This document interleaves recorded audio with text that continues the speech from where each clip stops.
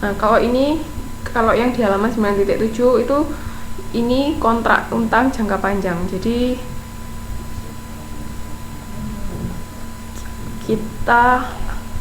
astagfirullah, ini saya salah ngomong. Yang 1 juta itu ansurannya per bulan. Sorry, saya keliru ngomongnya.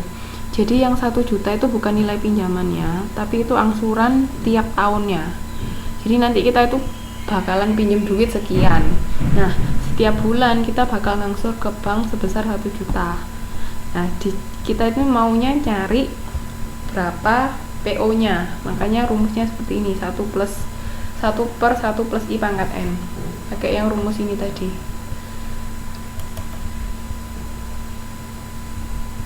Sebentar.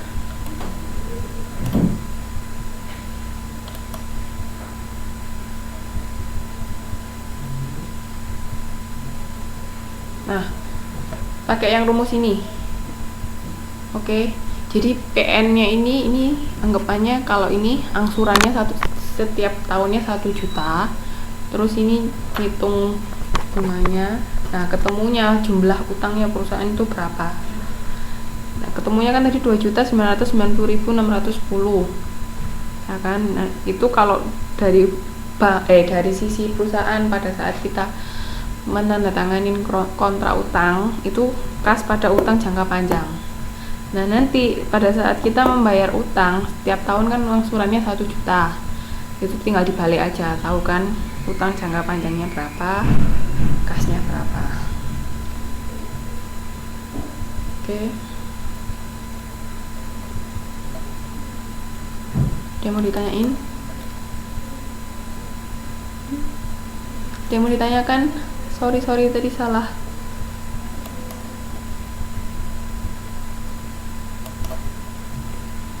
Gimana? Paham nggak?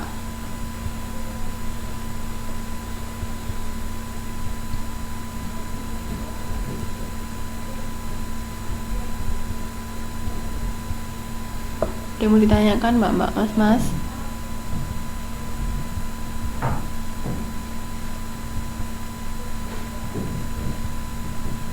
Halo? Oke, paham ya? Nah, ini cara menjurnalnya seperti ini. Oke.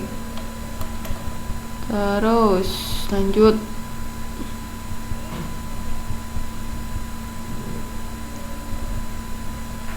Nah, ini dilihat dari situ ya. Untuk membayar bunga tahun pertama. Sekarang dibuka tetap halaman 9.7 dulu. Setiap tahun perusahaan akan membayar jumlah 1 juta. Sebenarnya terdiri atas cicilan untuk melunasi pokok pinjaman sebesar tadi kan, dengan bunga 20%. Nah, ini caranya kita menghitung lagi berapanya untuk bikin jurnalnya. Kasnya kan pasti keluar 1 juta karena kita membayar angsuran 1 juta tiap bulan. Nah, tapi kan utang kalau misalnya dipikir secara logika, kita setiap tahun kan bayarnya 1 juta, berarti kan harusnya utang kita juga 5 juta, tapi kan nggak bisa kayak gitu karena ada bunga ya kan, padahal utang kita nggak 1 juta, nggak 5 juta totalnya karena ada bunga. Makanya itu kita harus ngitung beban bunganya berapa, utang jangka panjangnya berapa. Jadi nanti 2.900.000 itu bakalan berkurang terus sampai tahun kelima, pada akhirnya lunas semua. Oke. Nah, cara menghitungnya biar tahu berapa beban bunganya itu ketemu dari total pinjaman yang 2.990 tadi dikalikan 20%. Cara cari bunganya. Jadi total pinjaman perusahaan berapa dikaliin bunganya itu sama dengan beban bunga.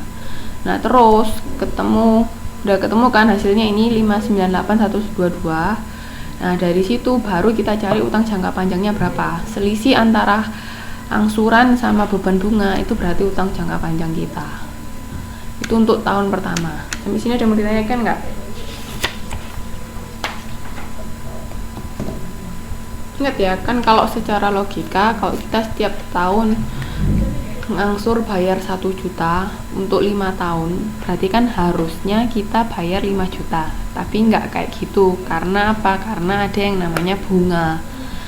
Oke, oleh karena itu kita harus cari bunganya berapa dan jumlah utangnya atau jumlah utang awal yang perusahaan pinjam itu berapa. Nah, setiap tahun kan kita bayar 1 juta, itu harus tahu. Kan karena kalau dilihat dari itu tadi kan utangnya nggak sampai 5 juta, berarti ada yang namanya beban bunga. Nah, cara cari beban bunga itu tadi, dari total pinjaman perusahaan berapa dikalikan bunganya berapa persen, kali 20%. Ketemu itu tadi, selisih antara angsuran sama beban bunga itu utang kita untuk tahun pertama. Tiap tahun nanti hasilnya beda. Oke, paham nggak sampai sini? Ada yang mau ditanyakan?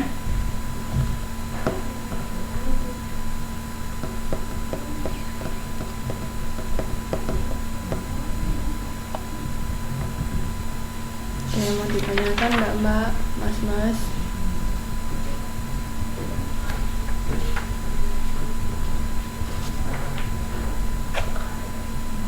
Ya, kalau nggak ada yang mau bertanya, saya lanjut.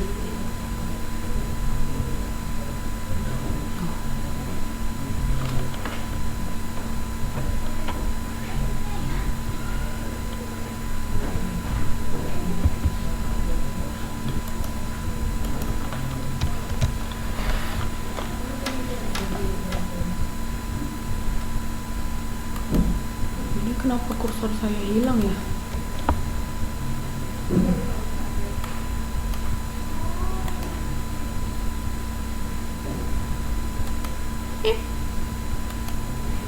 Kenapa nggak bisa?